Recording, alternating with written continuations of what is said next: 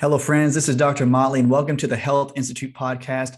And today we're going to talk about a very important subject. We are going to talk about mental health, brain vitality. We're going to talk about memory loss. We're going to talk about certain conditions that are neurological and what are some of the things that can cause it, such as infections, which is often misdiagnosed or overlooked. And we also want to talk about the vitamins and minerals and even the herbs that have been shown to help with neurological problems. It's a very important subject to me because many times in my office every day that I'm there, I see patients that have infections like Lyme disease and parasites, viral infections such as Epstein-Barr virus, cytomegalovirus, even herpes simplex. And some of these viruses have been known to infiltrate the brainstem and into the brain because they're so small they can get past the blood-brain barrier. So I wanted to talk about this because these infections can create a lot of toxicities. They can cause a lot of neurological problems. And I wanted to discuss some of the mechanisms with you and what you can do to help with these things if you suffer from them or if you know somebody else who does. So all of you guys out there that's listening, we all want to have better mental health. We know that the central nervous system, the brain and the spinal cord really run the show. And so when we're talking about mental health, we want to see how fast and how efficient the neurological signals can run through the body, from the brain to the body, and from the body to the brain. And when you start to see that individuals come in and they don't have answers through normal medical testing, I see that many of these patients, when I test them with Chinese medicine diagnosis or analysis and with kinesiology testing, that they often have misdiagnosed or unseen infections, such as the ones I just mentioned. And when you talk about mental health, we're also going to talk about the diet and how the diet affects it as much as the infections do. So let's start early. We can talk about genetics. We can talk about the diet. We can talk about environmental toxins and stressors, and then we can talk about infections and some ways of how these actually come together and cause mental problems. So we can actually go into the realms of things such as Parkinson's or Alzheimer's. We can talk about neurological tingling and numbness, shakes and seizures, even continuous cramping that are unforeseen or unknown. So let's start off with when you're young and in our culture today and what can affect the brain. So young individuals in our American culture and probably around the world, many of us were raised on things that are based in sugar or carbohydrate diets. One of the most inflammatory or the most inflammatory food that has been shown in research to affect the brain is going to be processed sugar. So we can't cover every single point of processed sugar and how it affects the brain, but let's go over some main points. Whenever you eat processed sugar, as you ingest it, processed sugars can actually cause inflammation within the gut lining. And one of the reasons why is because we have a normal flora within our gut. So we have they call SIBOs the bacteria that's gone from the large intestine to the small intestine, but there's actually beneficial bacteria, as many of you guys already know, that are in the small intestine area, and there are some that are actually in the stomach, right where it meets into the small intestine. Now, if you take in high amounts of sugar, and we all normally also ingest many microbes within our food. So our stomachs are designed to have a certain amount of HCl, hydrochloric acid, pepsin, and all these types of chemicals in our digestive system that are triggered when we eat. And so it prepares our stomach to produce the acids. It tells the gallbladder to start dumping bile if we're eating fats into the stomach so it can actually be dissolved. It stimulates the spleen and the pancreas to put in enzymes to help dissolve some sugars. Now, what happens when you take too much sugar in? Well, if you're ingesting some infections, like say parasites, yeast, if you have some bacteria, and yes, there are many of those in our food, such as vegetables and fruits and in animal products. What can occur is if over time, high amounts of sugar causes inflammation in the lining of the stomach and small intestine, the acid pumps can actually get damaged. And so these pumps don't produce the fluids and the acids that are needed to actually dissolve the foods you just ingested. So you ingest the sugar, inflames the body, inflames the stomach. It doesn't produce the acids like it needs to, or it damages the effectiveness of how much acid it produces. And then the infections that you ingest actually can do what? Survive the stomach because it's not being eaten up by a very acidic diet or acidic environment. So the infections then can pass down into the small intestine because you have many feet of small intestine in your body. And if you keep ingesting sugar as it damages the lining, it starts to damage the lining of the small intestine as well. And so you'll find out as inflammation increases that your body does all it can to help cool you down. So it produces a substance called zonulin. And zonulin in itself is a chemical that basically opens up these small channels in your small intestine and throughout your digestive system to allow some water, some fluids to actually pour into the small intestine to help flush. So many times If you get an infection, or if you get too much sugars, or if you get a food that your body doesn't like, it'll increase zonulin, and it'll go and allow the foods to dump in there to give you diarrhea. So it flushes the infections or the offending agents out. So you have a lot of these environmental toxins. You also have all of these perfect storm ingredients coming together that's causing your stomach to be and your small intestine to become more porous, giving you leaky gut. So the increased zonulin leads to leaky gut. So you start to have infections that roll through as well. And as the infections start to increase, they can get into the small intestine. If you have open pores from the zonulin and from inflammation from the sugars, those infections can actually pour through those little tubes, those little pores, and go right into your bloodstream. So that the infections can get into the bloodstream and then spread through the blood. So you know that your blood pumps around your body many times a day. And so the infections can actually go run rampant through the bloodstream. And as it runs rampant through the bloodstream, you'll start to see that your immune system gets activated. So you have higher mast cells, you'll have higher histamine, and you'll have more propensity to have allergic reactions because your body's always on guard and inflamed. So you'll have what we call an antibody talk. We talk about cytokines, we talk about immunoglobulins, we talk about mast cells, granulocytes. We talk about all these different types of immune cells that are triggered to go do what? Try to kill the infections. So in itself, the infections can spread. And how does it affect the brain? Well, when you're young and you're, eating pixie sticks like I did, or fudge rounds, and drinking Coca-Cola or soft drinks, this continuous bombardment on our neurological system or on our digestive system then leads to leaky gut, then leads to infections into the bloodstream. So over time, the infections start to build. So you eat meals every day. And so let's say that you start to do what? You eat more sugars, more carbs, or more starches. And also the normal amounts of yeast in your body, even within the joints and within the digestive tract, start to overgrow because they use glucose or sugar-based nutrients as a form of fuel themselves. And so they start to overgrow. And then the toxins they produce, along with the parasites or the infections that are in your blood, can produce toxicities that seep into the bloodstream. And as it seeps into the bloodstream, it goes up into where? The heart, into the brain. And so the brain is very, very protected by the blood-brain barrier. And the blood-brain barrier means this, that your brain has a very strong lattice or a very strong wall within the arteries. So they are very, very tight. And they have a different polaric charge than arteries in the rest of the body. What that means is there's a lot of ionic strength within your arteries around your brain so that the brain can protect itself from any offending infections or any type of toxins. That's what it's designed for. Now, many of these toxins, such as mold toxins or yeast toxins, are so small that they'll seep through and get through the blood-brain barrier. Another thing is that when you eat the high amounts of sugar, sugar is very inflammatory to the brain as well, because if you have high sugar in your blood, it will go and inflame the brain, and it can actually damage arteries. And we know this.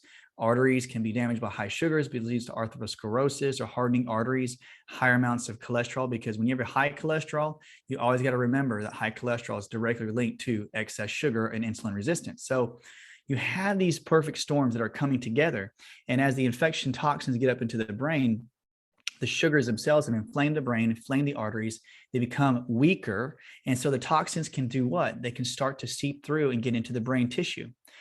Furthermore, the infections, though, and I hope this doesn't sound negative, guys, but the infections that are roaming around, like if it's Epstein-Barr virus that you got from somebody else, or through viruses like contact through the air or through saliva, you can actually have these infections as well go into the brain. And so there's a lot of evidence out there that shows that there has been cultures done on autopsies where the brain has many of these infections, such as the viruses, the parasites, the Lyme, the bacteria, and even mold and fungus that's residing in the brain. So they get through the brain, and as they get to the brain, they set up shop. And so when they set up shop, they actually like the brain because what is the brain's main source of fuel? Sugar. So sugar can be very beneficial if you have low amounts. So some individuals, I've read some books where they say literally 5 grams of sugar a day. That's it. But today our normal candy bars can range from 12 to 24 grams of sugar, like in one small candy bar. So it's crazy how much sugar is in a bottle of soda.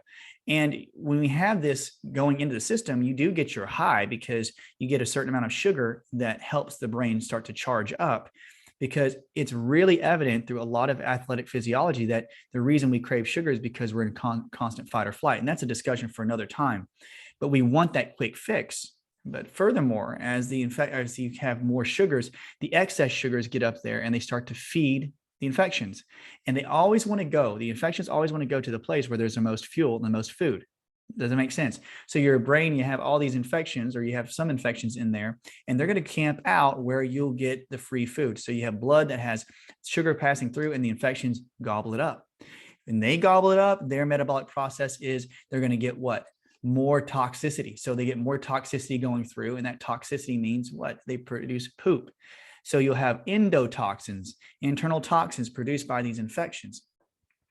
So as the infections start to increase and their waste start to increase, then you'll start to see that you'll not only have the waste involved, but you have the inflammation within the arteries. And as these combine, your body gets triggered. And your body wants to protect itself. So there's toxicities going in the brain. You start having symptoms like brain fog. You start having issues like memory loss. In fact, if you look at a map of the brain, and many of us don't study the brain that way, but many areas of your brain control certain areas or certain functions of the body. So you can have certain areas of the brain, like in the back of the brain right here, that controls your optic area, your eyes. You have certain areas on the temporal lobes that actually control the movement of your upper extremities. You have some on the side temporals that actually control the movement of your lower extremities. And you have different areas that have to do with memory or short-term memory, or even a vocal memory loss. And so think about this. If you had an infection that made its way into a certain particular area of the brain, and it started producing these toxicities, then you'll start to find out that these areas are affected. And then you start having the symptoms like memory loss, or a weakness of the upper arms, or tremors or shakes in the lower extremities. It's all dependent on where in the brain that the infections or the infection toxins are the most prevalent. So you can start to see, like when they do neurofeedback or brain scans, Dr. Amen, he's really big about this, that they can show holes in the brain. And they're saying that these holes in the brain, or these divots, are where the actual brain tissue is dying. And not to sound negative, guys, but like the brain can be damaged because you can get a concussion, hit your head in one area, and then the brain hits the side of the other side of the skull, and it can be damaged, cause inflammation. And then you can get infections in there, and the infections start to eat away at the neurological tissue. And that's what we're going to talk about in just a second. So when you think about it, you have the neurological tissue that's already getting damaged, and these toxins are being produced, and then the body's immune system is activated. So it's getting activated. It goes in to clean up the endotoxins. It's trying to go in there to help clean up the infections, because they're saying something's going on over here. I've got too much heat building up here because there's a lot of movement, and toxins are starting to hurt my nervous tissue. It's hurting my brain. So you start to get your brain producing, or your body producing, the immune cells that jumps into the bloodstream. Your lymph nodes start to kick in, your thymus gland, which is a T cell producer, your appendix is one as well. You have your tonsils. So they start dumping these white blood cells into your body, and they're traveling up there trying to clean up the mess.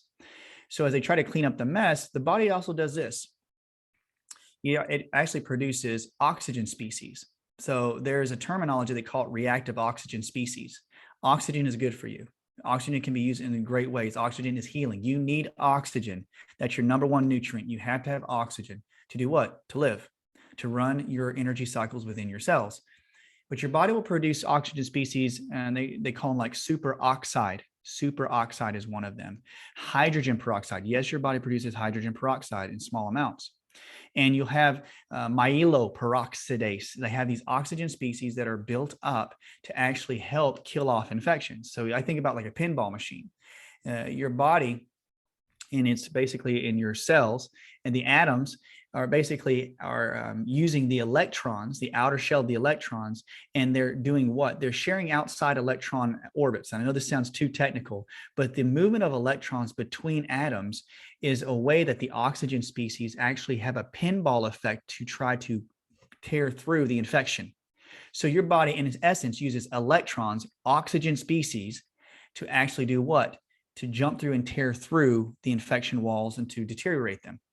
So when you have this, it's good. That's how your body kills off the infections. It actually uses this mechanism of oxygen to actually kill the infections. But what happens when there's excess infections?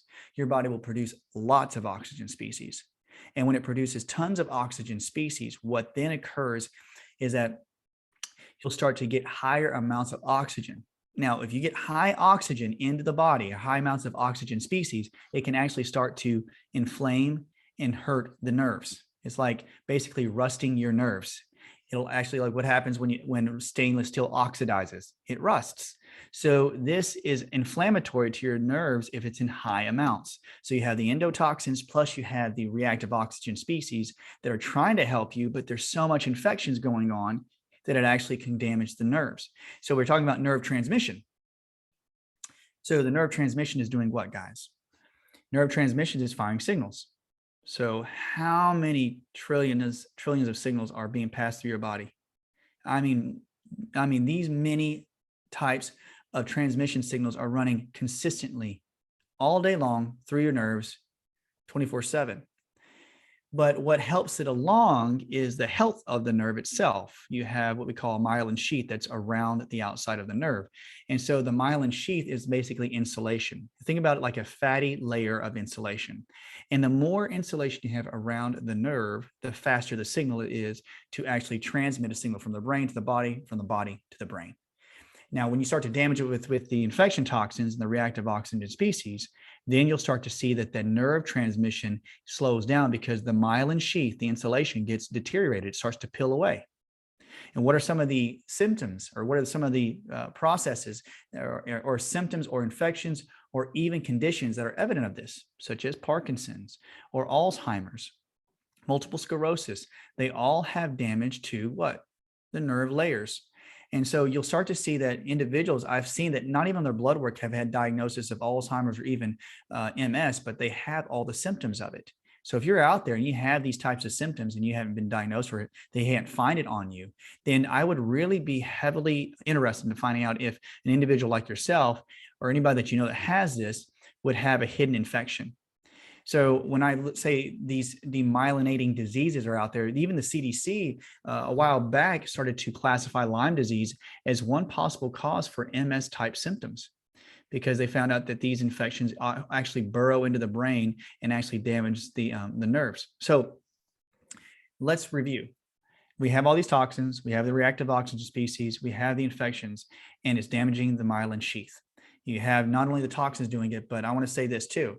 When I did a course, I have a course on Lyme disease, and the one thing about Lyme disease, it's very mobile. So you'll have a very mobile infection, and it's a bacteria, and it has a corkscrew shape. And one of the things that's most damaging about it is that as it gets into your bloodstream, like from, it can come, Lyme can be transmitted through, they've shown it through like dairy that's infected or through animal byproducts. But if you get it from a tick or from Bartonella from mosquitoes or even spiders, if they get into the tissue and jump into the bloodstream because the arteries are damaged by, standard American diet, they'll travel to the nerve tissue, they'll travel to the joints, and they'll travel to the brain. And the reason, again, is because they feed off sugars. They like sugars. And so they also get into the joints because your joints are made of glucosamine, glucose and amino acids. So it's a heavy source of nutrients for these infections. So they actually burrow in, create their toxins or poop it out, gets into the brain tissue or in the joints, causing arthritis or causing the tremors or causing neurological conditions. And you'll find a lot of times that people that have Lyme in the brain literally have brain fog all day or are dizzy all day or have a pain on the back of the occiput or up where the skull meets the neck. They'll start to have hearing issues or vision problems, and because these neurological toxins are spilling into their brain all day. Another one is staph and strep. There is evidence. I've seen so many patients that come in that have had hidden strep. We suspect it. They started getting testing, and they'll show that they do have high amounts of strep in their body, and especially through a fecal test. And we'll talk about those in just a few minutes. But you have these high amounts of these infections, like strep, the staph that you like, say you had as a kid, and you think, man, I had ear infections. I had to put tubes in my ears. I had continuous tonsillitis. I had my tonsils taken out. I had always swollen throat or always had congestion in my nose all the time as a kid, multiple rounds of antibiotics, which I hear about every day. And they said it still didn't kill the strep because the strep is still probably around, even when you get older. If you don't go and try to really clean it out, that stuff will stick with you for years. Why would it leave? It has a free food source. If your immune system's down, it stays around. So you can have Lyme disease or strep or staph. You can have Epstein-Barr virus. You can have cytomegalovirus. Many viruses definitely get into the head, into the brain. So you start to see these infections, and they can literally jump on the nerve and damage the nerve. In fact, a lot of the infections use the nerve as pathways. So they'll have these pathways because the nerves are spreading everywhere and traveling everywhere throughout the body. And it's just like a highway to them. So you'll see evidence and research where they say Epstein-Barr virus was found on what? The vagus nerve, from the heart to the brain, because they see that the virus is damaged and attached to the nerve cell wall or the nerve walls, and the myelin sheath is damaged. And then they can do what? Start to damage, create inflammation. Your immune cells start to try to attack the virus, and then it starts to damage what? The nerve lining. And as this is occurring, remember, all the nerve transmission is slowing down or being interrupted. It's just like fiber optic cables. If it gets interrupted, think about watching your TV or watching your computer, and then all of a sudden it keeps having these glitches. So you have full amount of information, slow information, no signal. And so you have stalls, just like on your computer or TV screen. So you have that processing circle that keeps revolving, and all of a sudden the screen freezes. And if a screen freezes, then you'll start to see what? You start to see glitches such as tremors or shakes. You'll start to have seizures. You'll see tingling, numbness, brain fog, memory loss. I cannot think a thought. I can't remember what I did yesterday. I can't even think what's going to happen tomorrow or my schedule. So you have these things that are coming together and starting to create what? All the neurological symptoms without an explanation. Now, I say that whenever we have these neurological deficits, and we say that, people have the symptoms that come together, and they go to the doctor, and the doctor is telling them, man, I don't know what's going on right here, but all your signs and symptoms show that you have symptoms of this kind of infection or this type of condition. So they'll give you usually a condition, but then they say, well, your blood work doesn't verify that you have like the Alzheimer's or the Parkinson's. And then you start to dig deeper and start to do testing. So I will do like DNA Connections. DNA Connections is a great group, like IGeneX laboratory for Lyme disease or even the Lyme co-infections. And when you get a DNA Connections test, they check the urine for basically our PCR testing to check for proteins that are active in your urine. And so we'll do that, or we'll also do like a GI map test to see what types of yeast or mold or bacteria is in the fecal matter. We'll actually do a mold toxicity test. We actually can get a little further because there's some really good testing that's even in Europe, like Oaks Lab, which they do amazing testing for Lyme disease. Its co-infection is very sensitive. They go down to the very small species of the co-infections. Also with different types of strep, different types of viruses. They go through and they check for all of these. They'll even find really hidden herpes simplex viruses or herpes zoster. And you'll start to see that these infections start to show up on the patients. And as they show up on the patients, they'll start to see that they go, okay, the infections are rampant and they can create the symptoms. So when this comes into my view, like when I'm working with somebody, I know that just the information they got from me, just the info about that they had this to explain why they had the symptoms gives them a glimmer of hope. So they're happy to hear, not that they have the infection, but they're happy to hear that there's an answer to it. Now, there can always be, your diet is a very big play. You have to reduce your sugars. You have to get the trans and the fake fats out of your diet. You have to drink plenty of water. You've got to stop putting in too much alcohol. You have to get rid of things that are basically too excess for your liver to detoxify. And it's called methylation. It's a DNA process that's really, really helped by your liver's health. But methylation helps with neurological healing. But that's another time podcast. But you'll start to see that with these types of things that are on the rise, like you have the neurological conditions coming together, you have to realize that with the diet, you really have to add in ways to help identify the infection, but also clean them out. And in Chinese medicine, what I love about Chinese medicine is that with the brain, we always say that you have to heal the heart in Chinese medicine. And the reason being is because the heart pumps blood straight to the brain. And they say if there's infections in the blood, it can get right into the brain. So the stronger the heart and the stronger the kidneys, the stronger your brain. Kidneys produce hormones. They produce one called erythropoietin, and that hormone signals to your bone marrow to create red blood cells. And the one that we're talking that's most important is in your spinal column and in your skull. And those red blood cells go directly into your nerve tissue. So if you have memory loss or you have weakness in the bones or weakness in the extremities, Chinese medicine says check the heart, check the kidneys. So if you have those weaknesses, we go in and say, well, we found these infections, we found it on testing. This can give us an explanation of why you have these types of neurological conditions. And then let's go in and try to find maybe some herbs or spices that can actually energize the kidneys and the heart. Now, that's not the only organs that can be affecting the brain, but in my experience, I always try to find herbs that strengthen the body, and everybody is different, guys. I cannot say that one herb or one spice or one vitamin or mineral is going to work for everybody because everybody is different. You're bio unique. So whenever I give you suggestions, remember, I'm not giving you medical advice. I'm just saying these are things that you want to talk to your primary care physician, your holistic practitioner, to look into and discuss with them. But whenever you start to see this, that you'll have like herbs that can energize the body, but also clean it up. And because every herb has a microbe or is antimicrobial in some fashion. And the reason being is most herbs, like weeds, plants, flowers, they have to produce certain types of antimicrobial substances within their tissue to actually fight off pests. And so your body uses those same qualities, those types of chemicals within the plant to help you fight them off too. So I find that Ayurvedic herbs such as neem is a really good cleanser of the tissue. This helps really rejuvenates mental tissue and also fights off infections. I find that Chinese coptis is a really, really good substance to help clean out infections.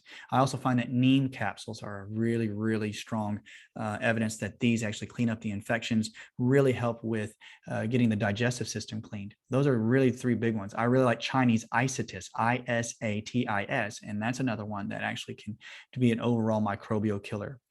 And when you add those in, you can look into another one called mangista. Mangista is an Ayurvedic herb, Manjistha. Mangista is a really good herb that helps alleviate the lymph congestion that is brought on by the toxins. So whenever I have a patient that cannot get rid of like a brain fog or issues neurologically, I always say, go get electronic lymph massage, where they use these wands to help electrically stimulate the lymph to flow out of the brain, and also look into things like mangista. That's a good herbal tonic for the lymph nodes. When you start getting the lymph nodes to start to move on their own, very efficiently, you can start draining the toxins a bit more efficiently as well. So you get these herbs are just suggestions, guys, or just to look into. And I don't just stop there. You can look into Artemisia, you can look into wormwood, you can look into astragalus, which is a great immune builder. You can look into reishi mushrooms, which is awesome. I also love Schisandra. It's a good liver detoxifier. These are some of the main ones that I see in my office work really well to help with not only strengthening the heart, but also the kidneys and get rid of infections. If you really want to get deep about the heart, there's one called danshin. Danshin is basically a red root that Chinese medicine uses, and it's one of the biggest tonics for the heart. Danshin, like DANSHEN. So you can have these types of herbs that can help strengthen the heart, help the kidneys, especially reishi. And I forgot one more. Look into this one. It's chrysanthemum. Chrysanthemum is really great for the kidneys, and it's really good about fighting viruses. So I don't want to be overwhelming, guys, but these are just some good examples to look into to see if you can discuss with your practitioner to see which one can be used for you. Now, my goal is this: whenever I have a patient come in and I start to analyze what they have, I start to do some neurological testing, and then I do kinesiology testing with my acupuncture training to find out what brings the body into the most ease. What can bring the most energy? So how's energy evident? When you take a supplement or a vitamin or herb, and we're going to go over vitamins in just a second, remember that you want to be able to have better bowel movements, or even if you have good bowel movements, I just say that you have them very efficiently, that it doesn't change, that your bowel movements get stronger and healthier, that your sleep gets better, and that you basically have more prolonged energy. And this may take months, truly, guys. Neurologists and biochemists say it can take anywhere from 6 to 8 months for you to start seeing results as you start taking these supplements. Now, I usually see results pretty quickly, a few weeks with my patients. But whenever you get the right combination down, you can use different ones. You can use multiple ones that I've seen in my patients, but I'm very cautious. I don't go and give them like 2 or 3 every single day of each product. Sometimes I start patients off with like 2 of the supplements I just mentioned, maybe 3, if it keeps their acupuncture system calm when I do the testing, when they put the substance in their mouth. And then I start to analyze and see if the body stays nice and even and balanced. And so you just usually start off with a very slow dosage, like one capsule every other day, or a few drops a day of a tincture. And when you start to do that, you can put different ingredients together, single ingredient herbs or spices together, because it's very, very easy on the body. And if an interaction of detoxification is too heavy on the body, you then can see if which one did it, because it's a single ingredient herb. When you get a lot of multiple ingredient herbs, I love them to death. I love tinctures, but you have to be mindful, because you may not be able to identify which one is actually causing the overreaction, if there is a detox Herx reaction in the body. So I always say start slow. Slow and steady wins the race. And as you start to put these things together, you'll start to see that you'll start to clean out the brain and energize the heart and the kidneys, depending on the one supplement or the supplements that you use to help energize this. That's why it's really important to find a really good Chinese medicine practitioner, or a good kinesiologist, a good holistic practitioner that does some form of like kinesiology testing or electrodermal screening, EDS, to see if supplements are good, frequency medicine to see if a supplement is really good for you. And you can actually go in and do like a SpectraCell. A SpectraCell does intracellular testing to see what you're deficient in. And don't forget the importance of B vitamins like B12. And there's different forms of B12, like adenosyl hydroxycobalamin, there's methylcobalamin. These are different forms that can help your liver with the processing of toxins, but you have to be very careful of B12. It can actually cause your liver to over detoxify. So finding a practitioner, a functional medicine doctor, to find out which B12 is really good for you is really important. So B vitamins like B1, B2, B6, B12, B9, are really, depending on the form of folic acid, you want to have like a broken down like folinic acid. B vitamins need to be checked into as you want to repair neurological tissue. You need to find the B vitamin that doesn't give you the jitters. The B vitamin that doesn't give you the jitters is the one that helps you feel a little stronger, a little more energized, is the one you want to use. And always start slow with B, because you have to make sure your liver can process it. So check into B vitamins, B12. Also, when you check into magnesium, there's different forms of magnesium. You can have glycinate, you can have taurate, malate, you can have citramate, citrate. You can have so many different forms. And some argue that one form is better than the other, because some forms can be absorbed better than the rest. And there's a lot of research behind many of the forms like malate. But also, too, guys, your genetics make a big difference about how you absorb certain types of magnesium. So finding the magnesium that helps your rest and your digestion really well is probably key, because magnesium is a huge energy producer for the brain. I also looking into multi-minerals, but multi-minerals, again, find a good source of multi-minerals. I don't try to plug or try to suggest any particular brand, but again, you shouldn't have the body like being overexcited when you take a multi-mineral. Sometimes you can get jittery, or you can feel a little bit anxious if you have the wrong form. So find the one that keeps you calm and steady. But magnesium, sometimes I check for a multi-mineral, definitely B vitamins, vitamin D, vitamin A, and vitamin K. Check for vitamin K if you have any heart issues or blood thinners. But vitamin D, A, and K are huge for the heart, for the kidneys. It will help the brain heal, and also fish oils. Fish oils are really, really important, depending on what type of fish oil that works for you. Some people don't agree. Some people like to use plant oils. I think plant oils are great. It just depends. Like if you like almond oil or flaxseed oil, or if you like olive oil, you like, grape seed oil. There's many types of oils that can work for individuals. Those are very good vegetarian, vegan options for the brain. But you want to make sure that when you take a good fat, that your gallbladder is healthy. If you can't take fats, you need to check into gallbladder health and go maybe get an ultrasound and see if there's any sludge, or if it's a slow gallbladder. So you have this, you also have probiotics. I use probiotics, randomly in the office, but many times if you have a GI map test, it will tell you if you're deficient in certain probiotics, but you don't go and take it like a multi-probiotic and just start, shoving them in. You need to find if there's single ingredient probiotics, and find a good practitioner that can help you with finding the one strand for you. Now, you don't always have to have a practitioner, but I would suggest that if your probiotic should not give you excess amounts of gas, diarrhea, or nausea, you should actually feel really good with your sleep, and actually feel like you actually gotten better with your digestion when you take the probiotic. So remember, let's review vitamin B12, you got magnesium, maybe a multi-mineral. You can have A, D, and K. You can also have a probiotic and some fish oils. Those are some of the biggest things I see work really well with brain tissue. I liked when I use different types of minerals like selenium, magnesium, carbon, and I use some hydrogen minerals together and put that together when we were working with Lyme disease or parasites, and it works really well. It gives them a lot of strength and starts to restore the nerves and the brain tissue. So guys, I hope this was helpful. I mean, I spoke for a long time, but I really want to talk about brain health. And these are some of the tests. We talked about Lyme disease testing. You can look into different laboratories that test for infections, GI map test, mold toxin tests such as OATS test, organic acid test is really good. IGenics lab, remember that, or Oaks lab. There's one in Germany, and or DNA connections.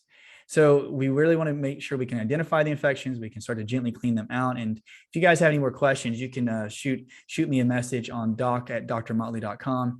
You can, and I'll be able to do my best to get back to you as quick as I can, or visit me on, Instagram at Dr. Motley and see if I can get back to your messages. We try to put as much content on there about the supplements, but we do so much here on the Health Institute. We want to make sure that the Health Institute has all these information as well. So we're setting it up to where we have different Facebook groups and we have things that can actually answer questions for you even more through the Institute. And we're working on that and we're going to keep on going. So guys, just shoot me a message, keep us informed. If you have any problems about the podcast or any advice or any suggestions, we love to hear about it.